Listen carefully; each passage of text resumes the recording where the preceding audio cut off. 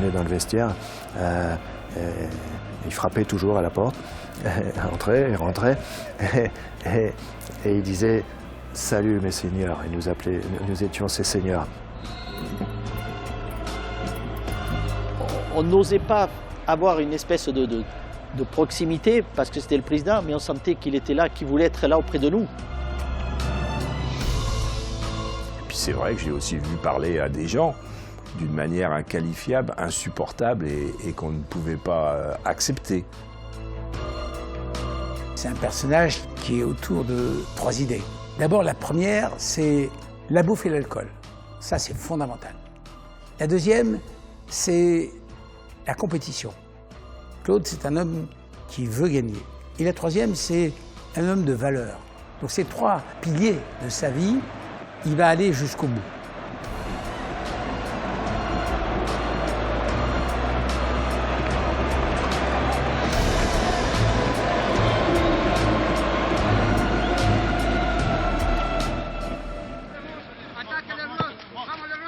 Été 78.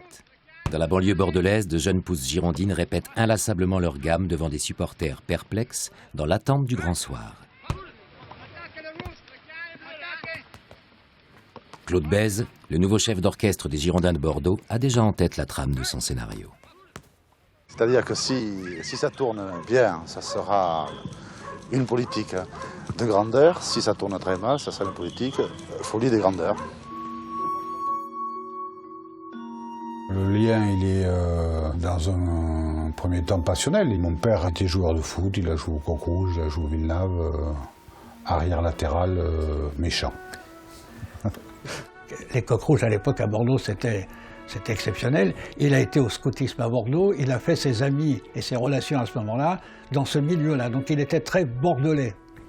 Je pense qu'à un moment, il a pensé qu'il pouvait amener quelque chose aux Girondins. D'abord en tant que comptable. Dans les années 74-75, il se retrouve trésorier aux Girondins de Bordeaux par l'intermédiaire d'amis qui lui demandent, étant expert comptable, de venir s'occuper des comptes du club. Mon père avait le tempérament d'être le premier. Donc naturellement, quand il faisait quelque chose, c'était pour finir président ou avoir le pouvoir de décision, puisque c'était quelqu'un d'entreprenant. J'ai découvert Claude Bèze à la fin des années 70. Il était trésorier du club, je ne le connaissais pas. Et c'est au cours d'un déplacement en Coupe de France, je crois que c'était à Nantes. Et j'étais parti la veille du match avec les joueurs. Et on s'est retrouvés à l'hôtel et à table le soir. Et je me suis retrouvé avec un gars avec une grosse moustache. De fil en aiguille, comme le courant passait, il m'a exposé beaucoup de choses. En disant que dans un avenir très proche, le président Jean Roureau, qui était président du club à ce moment-là, allait prendre la suite de Jean Sadoul à la tête de la Ligue et que lui remplacerait Jean Roureau à la tête des Girondins comme président. Claude Bèze va donc succéder à Jean Roureau. Jean est un personnage très, très strict, qui manque un peu d'imaginaire, d'un peu de folie, dont le projet c'est de faire un club classique, qui marche pas mal d'ailleurs, mais pas encore dans la stratégie européenne. Donc je m'occupe des Girondins de Bordeaux depuis déjà 2-3 ans quand Claude arrive. Il a une véritable idée, un projet réel pour ce club et pour cette ville qu'il aime. Il décide de travailler avec moi et de perpétuer les contacts que nous avions déjà avec les Girondins. Bordeaux avait quand même la réputation d'être un club quand même toujours très calme, bien dirigé, bien cadré, avec un esprit très british. C'était très différent de ce que l'on pouvait connaître à Saint-Étienne dans ces années-là. Ça faisait plutôt, quand on parlait des Girondins de Bordeaux et qu'on jouait à Saint-Étienne, c'était plutôt un club qui donnait une allure un peu aristo, vous voyez. Claude Bèze était déjà animé d'un esprit ambitieux par rapport aux moyens qu'il voulait se donner aux Girondins. On était de la même race, hein, celle des guerriers, et on aimait se battre. Dès lors, Claude Bèze veut faire du 11 bordelais une invincible armada dans le sillage des légendaires verts du président Rocher. Dans cette optique, sa priorité est de rappeler le contingent de supporters girondins, son 12e homme, sur lequel il va pouvoir s'appuyer. Président Claude Bèze, bonjour. On a l'impression qu'à Bordeaux maintenant, c'est du sérieux. On a un public qui a été choqué, qui a été heurté par des années de mauvais résultats, de prestations médiocres, et il nous faudra du délai pour redonner de l'enthousiasme à beaucoup de Bordelais qui adorent le football mais qui n'ont pas encore confiance entièrement en nous. Mais enfin, chaque match qui passe nous apporte des amitiés, des supporters, des abonnés, et c'est très important. C'est un discours nouveau, en tout cas pour moi, qui suis là dans l'équipe première depuis 70, d'entendre que tout d'un coup, des ambitions nouvelles apparaissent et que le club a envie de regagner le haut niveau et de gagner des titres. Donc tout d'un coup, il y a une impulsion nouvelle qui est donnée aux Girondins. Avoir une équipe rigoureuse, une équipe basée sur une bande de défense. D'ailleurs, c'était le seul dirigeant que j'ai rencontré dans ma longue carrière qui ait donné à un moment donné, pour une saison, une prime. Pour les matchs, on n'a pas encaissé de but. Donc même si on avait fait 0-0 à domicile, il a versé une prime pour but non encaissé. Ce projet ambitieux ne peut que séduire le maire de Bordeaux, Jacques Chaban-Delmas, ancien sportif de haut niveau et ambassadeur impénitent de sa ville depuis plus de 30 ans. Le duc d'Aquitaine est prêt à apporter le concours de la mairie dans cette entreprise périlleuse. Claude Bèze a désormais un allié de poids. Les Girondins m'accueillent, est-ce que je vois, ça va bien? Il est aux ordres. Il démarre en disant on va faire une grande équipe, très bien. Mais voilà, pour faire une grande équipe, il faut ça. Très bien. On fait pas. Chaban dit on fait, mais ça coûte temps. Mais il savait qu'il fallait de plus en plus d'argent pour avoir les meilleurs joueurs. Et dès que vous avez un joueur de très haut niveau, je me souviens à l'époque, il m'avait dit qu'on avait failli avoir Platini à Bordeaux. Il avait dit, mais Platini, ça coûte un bras. Il m'avait dit, c'est le seul joueur qui s'autofinance. Gestionnaire prévoyant, le président gascon n'en reste pas moins un pater familias hédoniste, porteur d'un état d'esprit nouveau, l'esprit club. Un socle autour duquel il compte bien unifier les forces vives girondines. C'était un des premiers à vouloir que son équipe se déplace en blazer, pantalon gris, chemise bleue, cravate rayée girondine. C'était club, jusqu'aux chaussettes, tout le monde était habillé pareil, quoi. Il y avait une discipline, une rigueur. C'est un des premiers clubs à avoir imposé des tenues aux joueurs. C'est parce que c'est dans le style anglais, où les enfants vont encore à l'école en cravate, où ils ont encore leur cape sur la tête pour se reconnaître, l'identité. En fait, ce qu'ils voulaient, quand on était à Bordeaux, on soit fier d'être bordelais et de jouer au Girondins de Bordeaux. Donc, il fallait une identité Girondins de Bordeaux. Ce n'était pas que les paroles en l'air, de dire on va avoir de l'ambition. On peut avoir de l'ambition, mais derrière, il faut qu'il y ait des actes. Et là, ça en était. Ça en était avec quelques joueurs qui avaient déjà un statut d'international et qui viennent. C'est le début de quelque chose qui est en train de se mettre en place. Je pense qu'il aimait les joueurs. Il aimait les mettre dans les meilleures conditions. Ça, c'est sûr. Quand il rentrait dans le vestiaire, à Bordeaux, il y avait le paddock. Quand il rentrait là, d'abord, il avait une chose, c'est qu'il tapait toujours à la porte. Et là, il nous disait « Bonsoir, mes seigneurs ». Et il disait « Que tout se passe bien, à tout à l'heure ». Et il repartait. Et c'était fini. Et à la fin du match, et il rentrait, il disait « Assez bien ». Alors, quand c'était assez bien, c'est qu'on avait mis une bonne rousse aux équipes. Mais c'était un monsieur avec un grand respect. Et sa parole, quand il vous disait « c'est OK », voilà.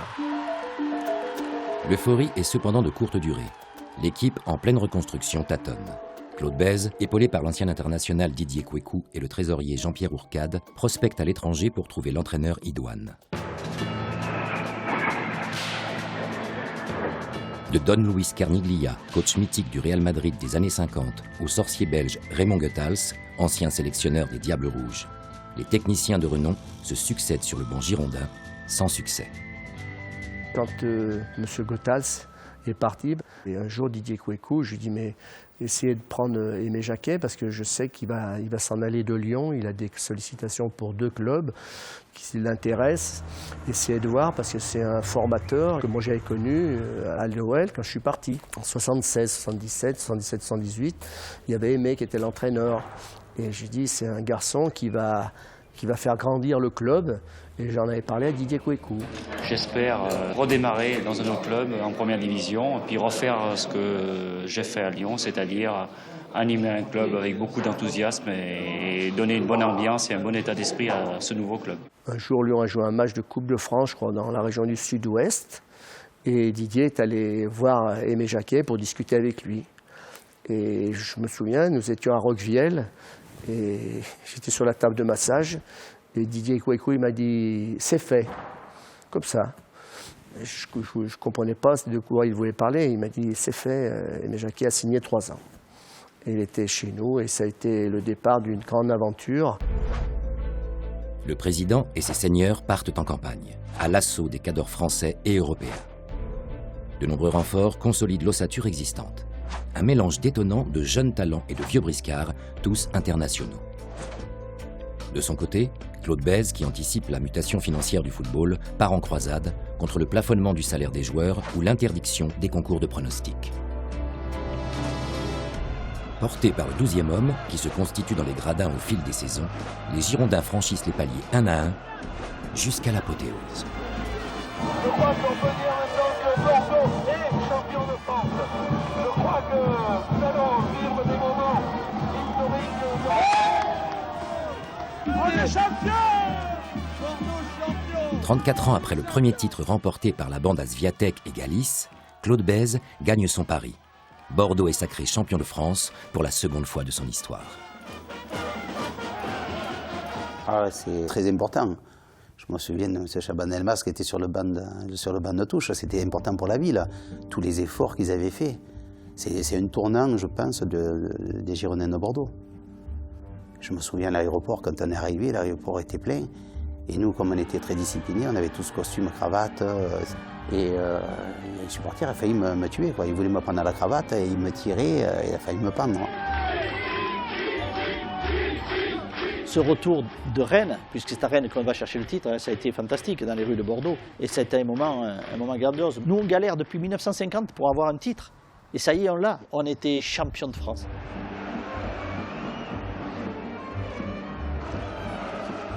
Malgré l'allégresse générale, le président victorieux, en proie au doute, hésite à poursuivre l'aventure. Pour atteindre son nouvel objectif, gagner la Coupe d'Europe, il va lui falloir davantage de moyens. Dans le no man's land du football français, Claude Bèze sait déjà où puiser ses ressources. Les télévisions font de l'argent sur notre dos, ou grâce à nous, ou avec nous, c'est-à-dire qu'elles ont des spots publicitaires, que ce soit FR3, Antenne 2 ou TF1, c'est de l'argent. On défend les contribuables bordelais, les contribuables de chaque ville, puisque nous vivons avec des subventions locales, et que notre rôle, c'est d'encaisser de l'argent en toute légalité et sans faire du racket, simplement en faisant payer un spectacle. Claude, très vite, m'avait dit qu'il y a 2 chaînes qui diffusent en permanence gratuitement. Les matchs qui font beaucoup d'audience, qui font 12, 12, 14 millions de spectateurs, encadrés par des pubs. Avant, pendant, à la mi-temps et après.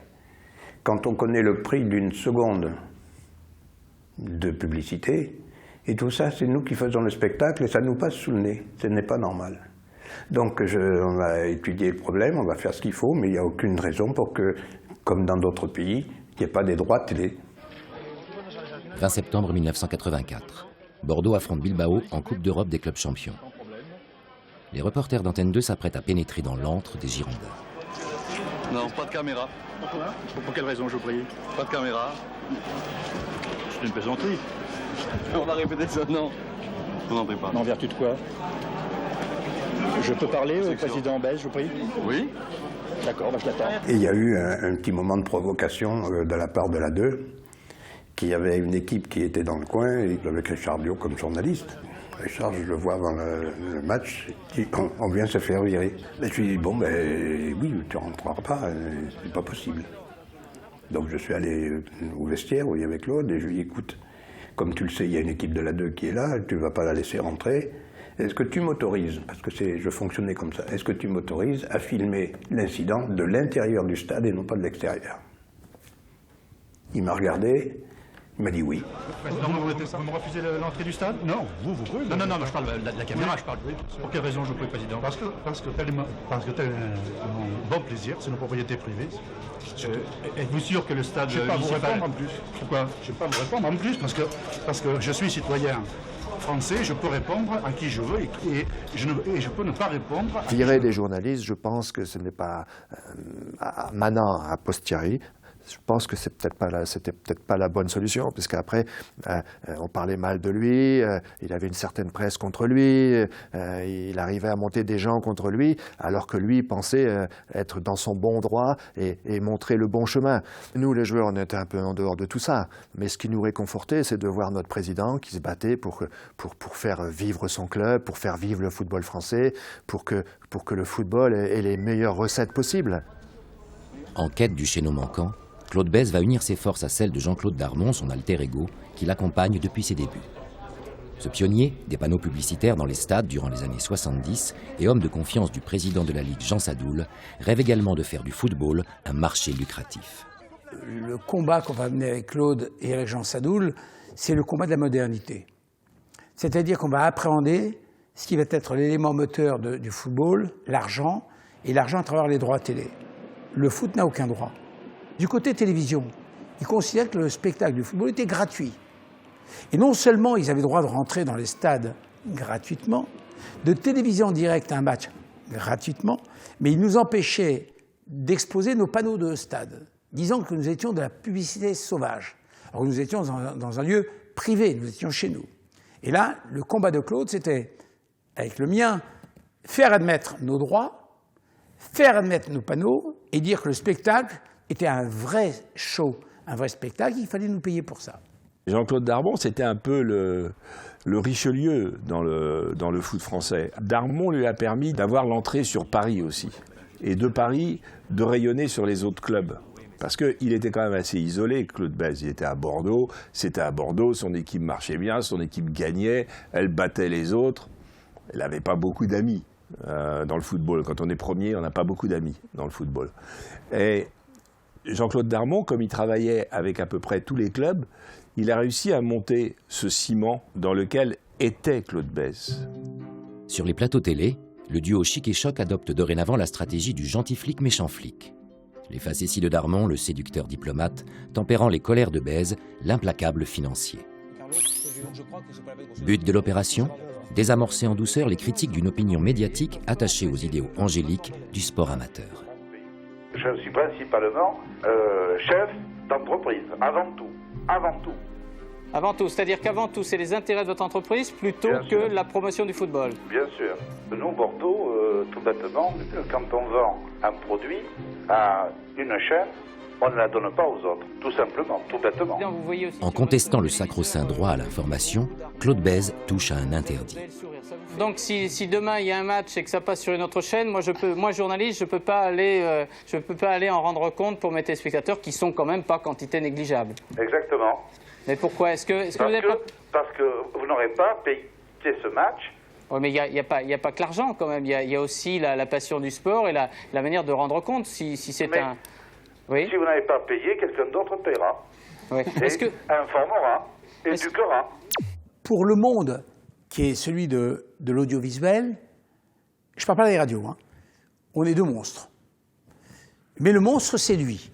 Parce que c'est lui qui supporte le méchant, et c'est moi qui pourrais chercher l'argent, fait le gentil. Donc, c'était lui qui cassait les caméras de télé, et c'est moi qui allais dire « Oh putain, Claude, arrête maintenant, c'est trop. D'ailleurs, vous voyez, etc. » Donc, et quand on se voyait tous les deux, on pleurait de rire, parce que c'était un jeu qu'on jouait ensemble.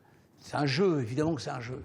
Claude Bèze, avec Jean-Claude Darmon à l'époque, ont fait des choses dont le football français bénéficie aujourd'hui. Bordeaux a gagné de l'argent grâce aux droits télé, c'est une évidence. Mais la télé a gagné sa vie grâce à Bordeaux aussi. Démarre alors une partie de poker menteur avec les chaînes récalcitrantes. Claude Bèze provoque, vitupère et bluffe. L'émergence de la nouvelle chaîne à péage Canal+, appâtée par ce nouvel Eldorado, va changer la donne. Ma première rencontre, je pense que c'est chez lui, dans sa maison. Là, il avait une maison à Bordeaux, là, grosse maison bourgeoise. Je découvre donc le personnage. Il est pour le moins direct, très très direct. Je dirais pas impoli, mais un peu rude dans la discussion, un peu rude dans le contact, sûr de sa force, trop sûr de sa force déjà. Petit à petit, la conversation avance, on trouve beaucoup de terrain d'entente, et en particulier, on trouve un terrain d'entente absolument formidable. Nous, on est à ce moment-là dans une période difficile à Canal, la première année, ça marche pas beaucoup, et donc il nous vient à l'idée de faire un match de Coupe d'Europe en clair. Bordeaux contre Dniepropetrovsk, et c'est un coup de tonnerre parce que le lendemain, on prend 15 000 nouveaux abonnés rien que dans la région Aquitaine. Donc ça donne un coup de fouet à tout le monde. Et Claude Bèze, là-dessus, il est un précurseur incroyable, quoi. Sur sa lancée, le président gonflé à bloc s'envole avec ses joueurs au printemps 85 vers l'Union soviétique pour disputer le quart de finale retour de la Coupe d'Europe contre Dniepropetrovsk.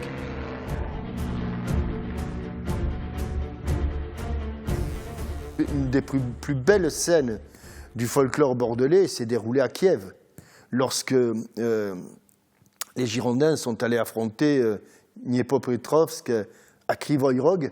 À l'époque, il y avait encore le bloc soviétique dans l'ex-URSS et on devait jouer contre Dniepropetrovsk et on ne pouvait pas jouer dans cette ville qui était une ville interdite. Les autorités russes étaient très strictes. Quand on passait la frontière, c'était des heures et des heures de retournement de sacs. On vidait les sacs, tout pour perturber. Mais le président ne se laissait pas. Il y avait toujours un mot gentil avec nous et il nous disait « calmez-vous ». Restez calme, ça va s'arranger, je suis là. Et c'est lui qui négociait tout. Les autorités ne voulaient pas que l'avion atterrisse à Krivoy Rog. Nous sommes bloqués sur Kiev et nous partons ce soir après un accord avec les soviétiques. Nous allons en train de Kiev à Krivoy Rog dans les wagons-lits Superlux soviétiques, comme chacun peut s'imaginer. Le Far West, c'est rien. Il ne manque que les Indiens, c'est tout. Claude Bèze nous convoque. Si on ne nous laisse pas aller en avion, il faut prendre le train, toute une nuit de train, 12 heures, on va être mort, on va arriver juste pour le match, donc c'est pas la peine de jouer. Et le président, tard dans la nuit, a négocié à l'hôtel où nous étions. C'était à mourir de rire. C'était extraordinaire. Je ne peux pas rapporter les propos qu'il tenait, Claude Bèze. Il disait au traducteur, au représentant du ministère, n'est-ce pas, dites-lui qu'il aille se faire voir. J'en ai marre de discuter avec ce con. L'autre, il n'osait pas traduire. Il n'osait pas traduire. Parce qu'il dit, je vais finir au goulag, je ne sais pas où. Et bon, l'UEFA a tranché. On a pu atterrir à Krivoy Rog dans des conditions assez difficiles. On a joué au milieu de tout ce public hostile, avec la chapka. Le président, il avait mis un béret basque. Claude Bèze n'était pas sur le terrain. Il a dit « je ne peux pas voir ça, mon cœur ne supporte pas ça ». Il nous a attendus dans le vestiaire. Et il a entendu qu'on avait gagné, les cris de joie des joueurs qui arrivaient, et on s'est embrassés. On entonne tous la Marseillaise avec le président. La Marseillaise, comme un cri du cœur, se disant « tout ce que vous nous avez fait, on a résisté, on a tenu, on s'est qualifié ». Claude Bèze savoure. L'objectif est en vue. Va-t-il devenir le premier président français à remporter une Coupe d'Europe? Dans le dernier carré, Bordeaux reçoit la Juventus de Turin, emmenée par l'emblématique Michel Platini. Pour cette finale avant la lettre, le 12e homme a répondu en masse. Claude Bèze se frotte déjà les mains. L'ambiance est très chaude et pour ma part, je n'ai jamais vu un stade municipal de Bordeaux aussi bruyant, aussi coloré. Et c'est finalement Claude Bèze, vous qui dirigez ce club de Bordeaux depuis quelques années, l'une de vos grandes satisfactions, j'imagine. Oui, bien sûr, parce que 40 000 personnes, c'est beaucoup d'argent. Vous savez que ce qui m'intéresse, c'est ça, alors je suis ravi.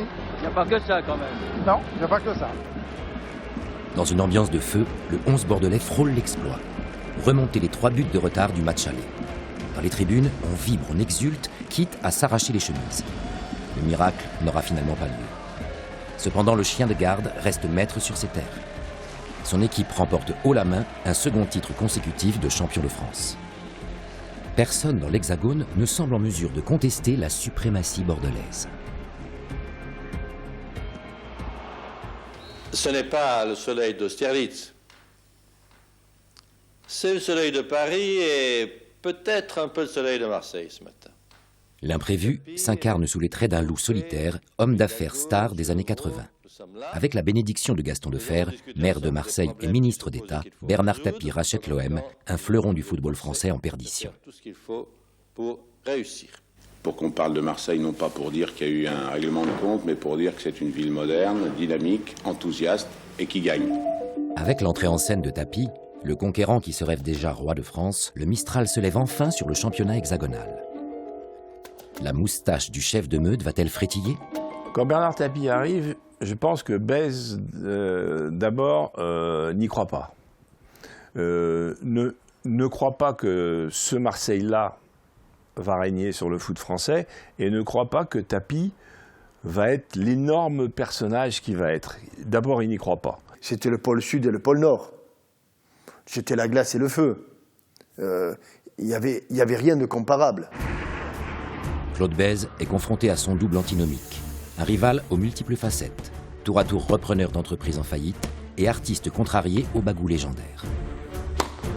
Le nouvel homme fort de l'OM, qui a déjà fait ses preuves dans le monde du vélo, veut bâtir une équipe capable de rivaliser avec les plus grands clubs d'Europe. Dans cette perspective, la séduisante équipe d'internationaux bordelais est dans sa ligne de mire. Quand Bernard Tapie est arrivé, moi j'étais libre de contrat.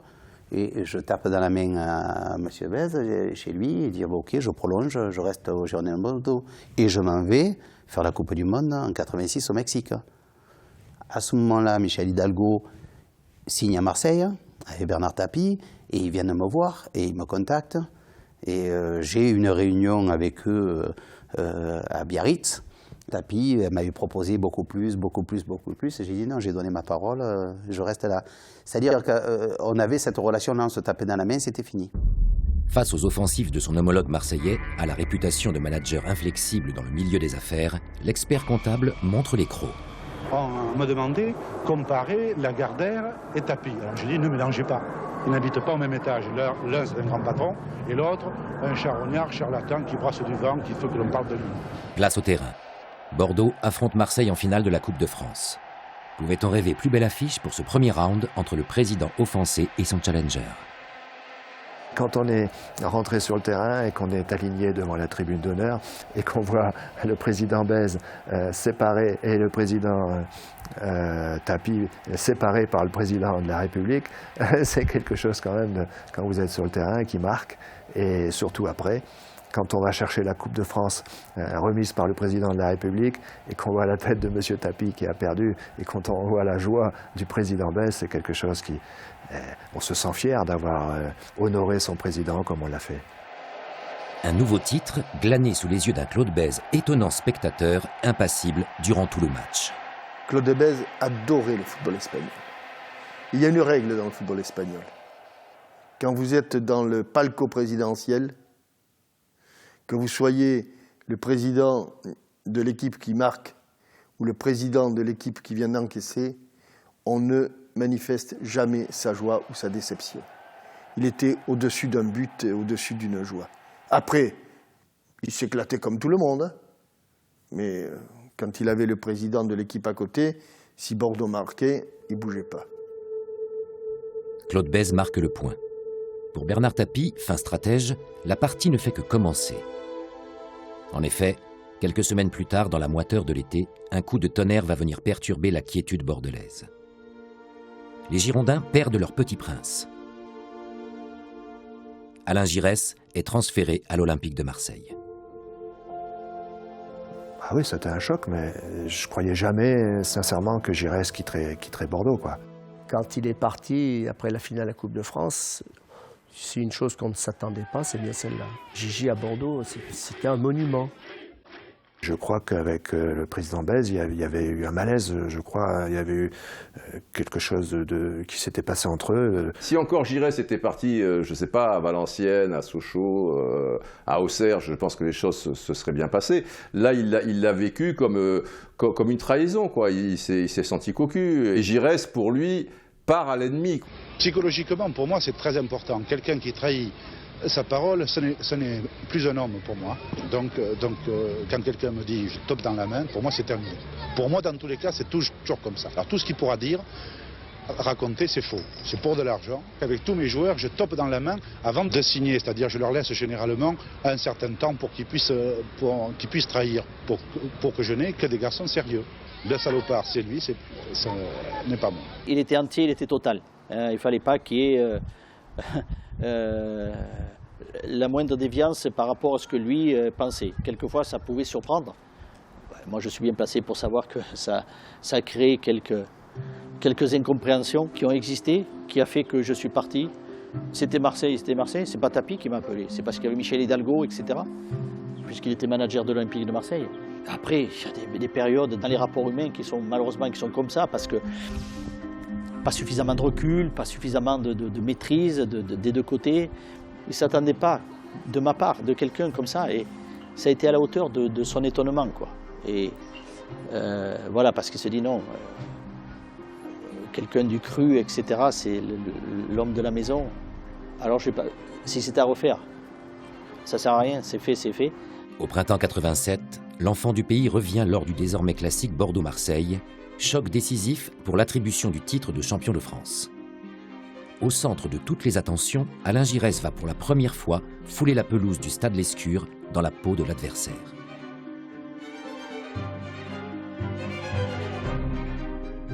On était amis, on était partenaires. Comme il allait chez l'ennemi héréditaire, que d'après Claude Besse, il avait donné la parole de rester. Bon. Tout ça, c'était des histoires un peu entre dirigeants et joueurs, et on se retrouve comme adversaires. Durant la rencontre, véritable bataille rangée, l'ancien capitaine bordelais subit la loi du milieu de terrain.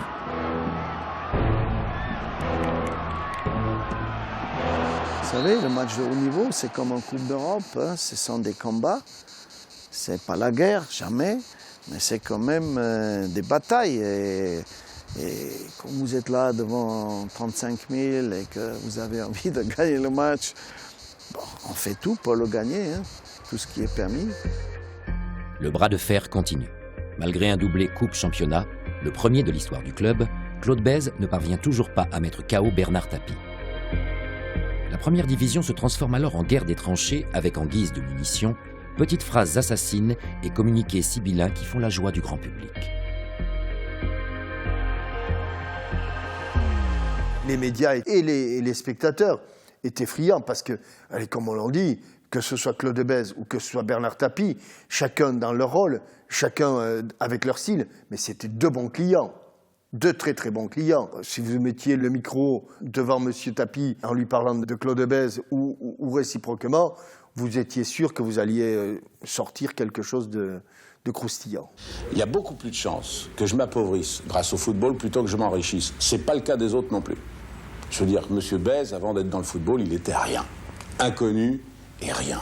Rien de rien. Qu'il me fasse un procès, cet homme. Alors ça sera plus TF1. Ça sera plus ambition. Ça sera la justice entre M. Tapie et moi. Dans cette escalade verbale, les duettistes se rendent coup pour coup. On se met à rêver d'un face-à-face télévisé digne d'un débat d'entre-deux tours. Vous savez que je caresse un rêve, Claude Bèze, c'est de vous réunir un jour sur un plateau de télévision avec Bernard Tapie. Impossible. Pourquoi? Parce qu'il est beau parleur, sympathique, et que je suis vilain, gros, antipathique et mauvais parleur. Vis-à-vis du grand public, Claude Bèze, il donnait quand même l'impression d'un dictateur, de quelqu'un d'assez suffisant, voire méprisant, qui se foutait de tout, qui écrasait tout le monde.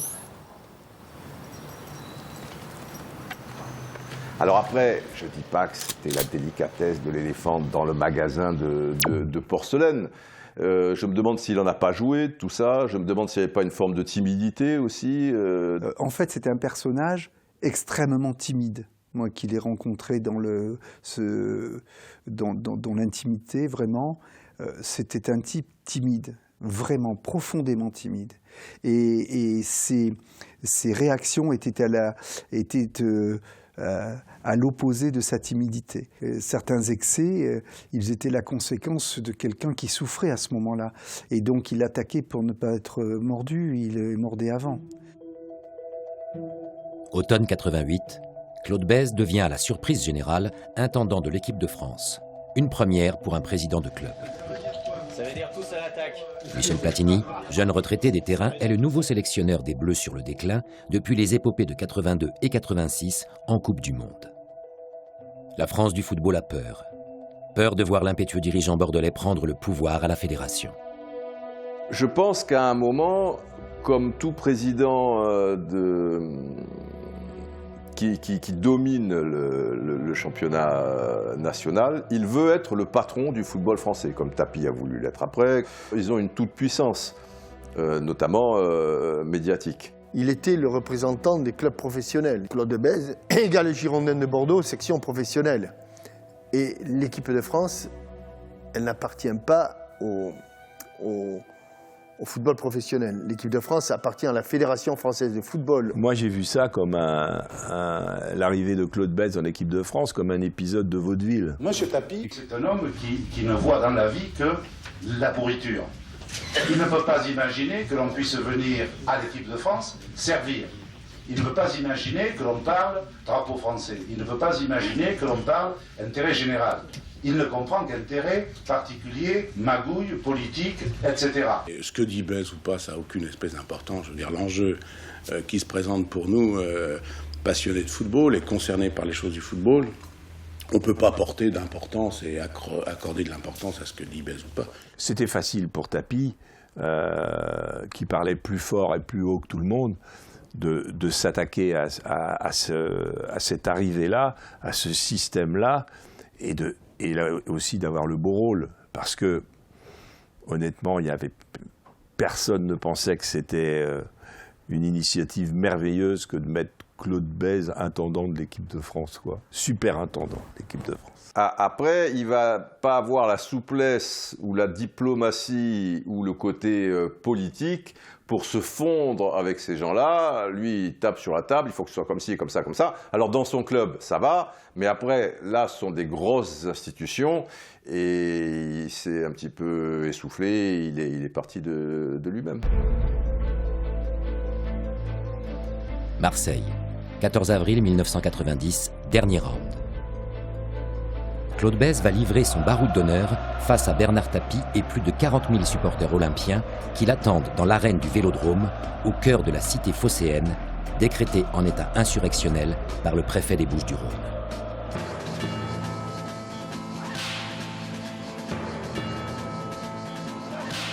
À quelques encablures de là, dans un poste avancé tenu par des alliés marseillais, mise au vert pour la délégation bordelaise arrivée la veille.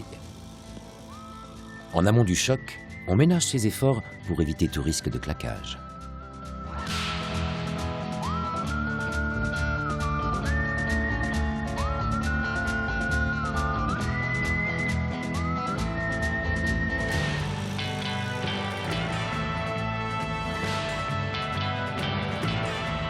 Au coup de sifflet final, Bordeaux est mis KO 2-0.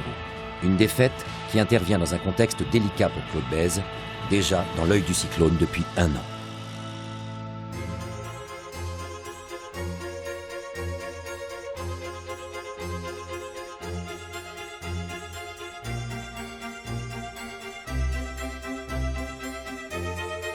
Maintenant, le moment tant attendu, eh bien, monsieur le maire... Hiver 89 est inauguré en grande pompe le nouveau centre d'entraînement des Girondins de Bordeaux, construit sur la plaine du Haillan et financé par les collectivités locales. Dernier joyau d'un empire bâti en un peu plus de 10 ans. Ne sommes-nous pas face à la fameuse politique de folie des grandeurs préfigurée par Claude Bèze dès l'été 78 ? Nous nous trouvons maintenant dans le bureau du président, juste à côté du salon. Alors, il y a 3 Coupes de France, 4 titres de champion. Il y en a combien sous votre règne, président Besse? Sur mon règne, il y a deux coupes de France et 3 champions. Et 3 champions. Bon, en ce moment, il n'y aura pas la Coupe de France, il n'y aura pas champion. En ce moment, tout va mal en ce moment. Tout va mal en ce moment. Mais enfin, vous gardez le sourire et vos ambitions, donc les supporters peuvent être confiants. Quand on est président d'un club qui fait 2 demi-finales de Coupe d'Europe, qui a 3 titres, qui gagne des coupes, forcément, ça engendre une forme de mégalomanie incontestable.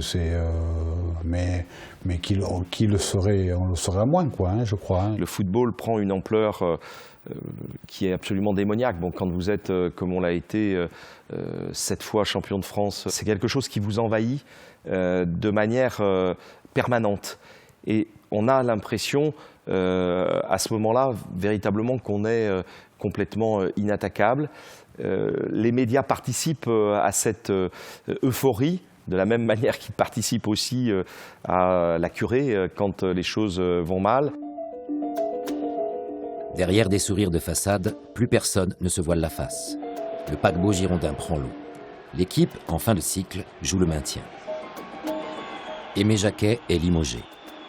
Alain Giresse, avec lequel Claude Bèze s'est réconcilié, fait son grand retour en tant que manager. Rien n'y fait. La crise sportive entraîne des difficultés financières.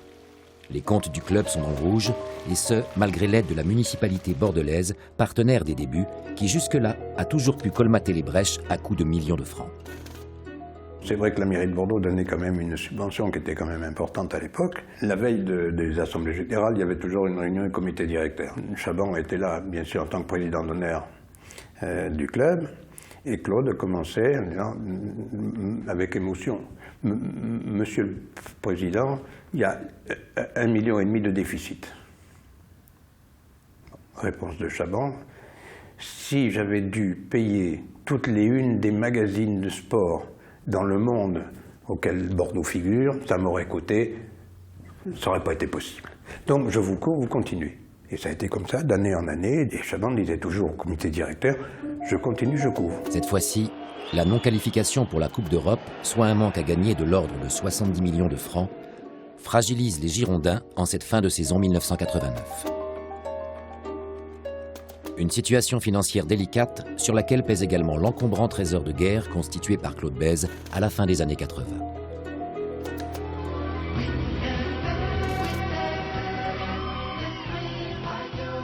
Des investissements réalisés dans différents secteurs grâce notamment à des emprunts dont s'est porté caution la mairie de Bordeaux, comme la loi de l'époque l'y autorisait. À partir du moment où on n'a pas été européen, on n'a pas touché les primes et le club s'est délité petit à petit. En même temps, Claude avait fait des investissements.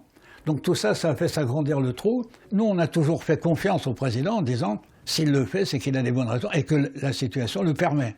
Tout ça, c'était avec des garanties mairie.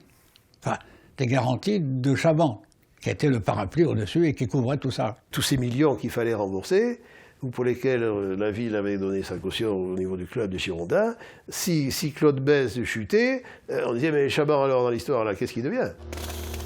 Au printemps 90, l'opposition municipale qui réclame la démission de Claude Bèze somme la majorité chabaniste de cesser toute aide de la ville au club déficitaire.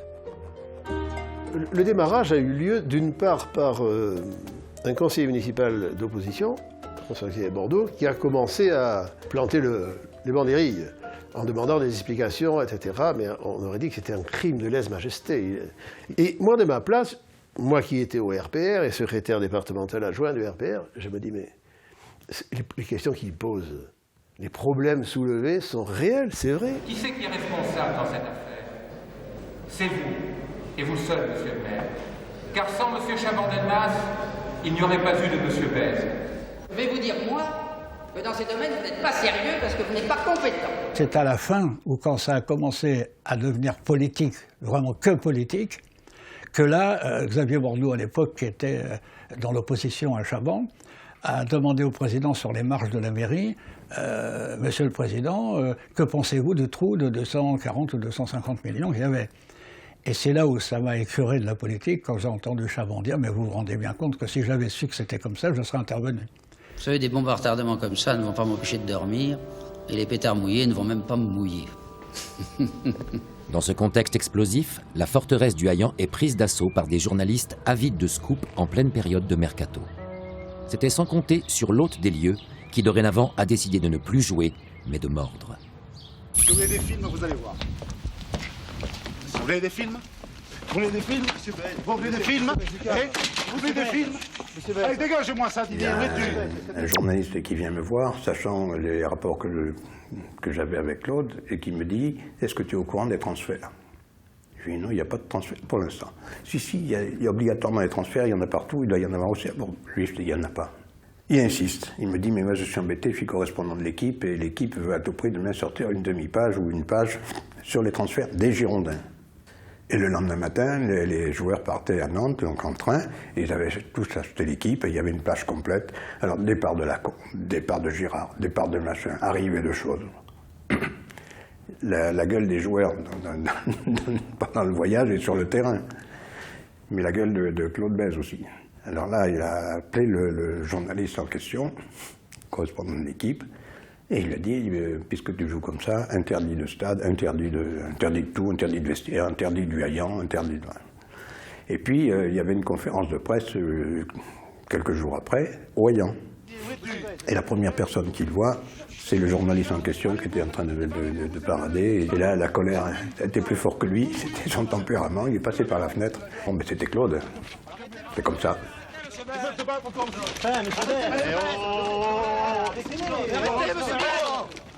Ce qui est étonnant, c'est que, en fait, personne n'a de pitié pour lui.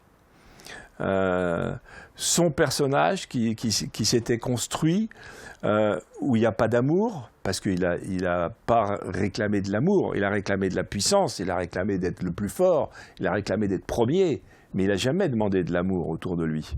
Donc, comme il n'a pas demandé d'amour, quand il tombe, eh bien, il n'y a pas de pitié pour lui.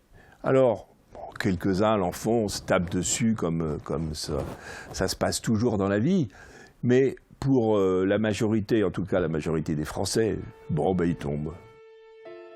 Et la chute ne fait que commencer.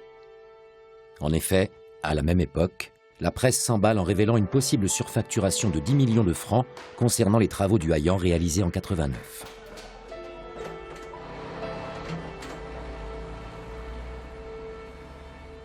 Présumé innocent, Claude Bèze est soupçonné par les enquêteurs du fisc d'avoir détourné la somme en question vers les caisses du club.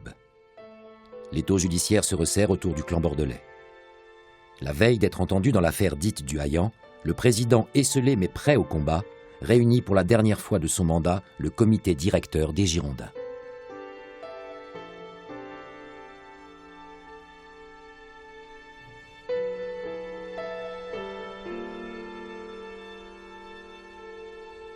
Nous, on n'a pas mis en doute ses qualités, parce que lui était convaincu qu'il n'avait rien à se reprocher. Donc, comme il n'avait rien à se reprocher, il voyait, je vous dis, arriver sereinement les événements, en disant, bon, j'attends qu'on me fasse la preuve de... La preuve, c'était, à l'époque, je crois, Ducos Sader qui le défendait, qui avait dit, monsieur Claude Bèze n'a rien à craindre dans les médias. En tout cas, de façade, il avait un aplomb terrible, quoi. Il avait des certitudes. Peut-être trop de certitudes. Finalement mis en examen le 22 novembre 1990, le président bordelais quitte ses fonctions 4 jours plus tard.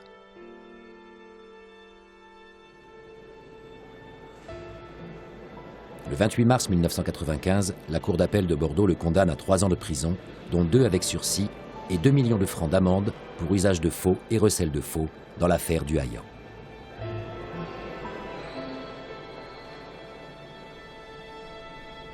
Jacques Chaban-Delmas se défausse tout en assénant un tacle sournois à celui qui emmena les Girondins jusqu'au sommet. Je suis très attentif,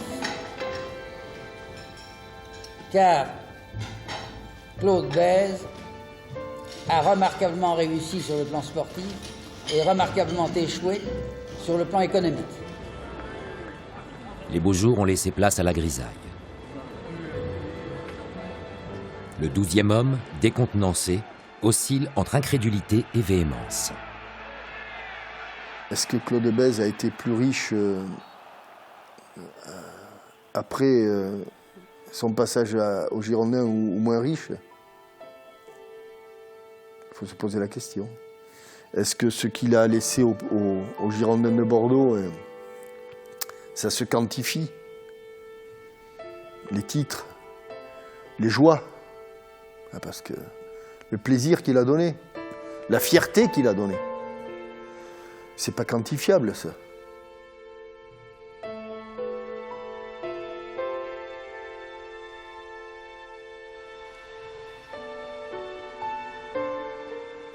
Éprouvé, Claude Bèze disparaît à l'âge de 58 ans, le 26 janvier 1999.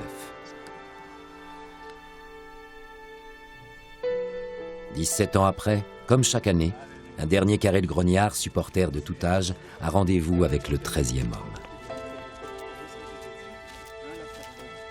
Au-delà des controverses, tous se souviennent d'une époque haute en couleurs et de récits épiques transmis de père en fils.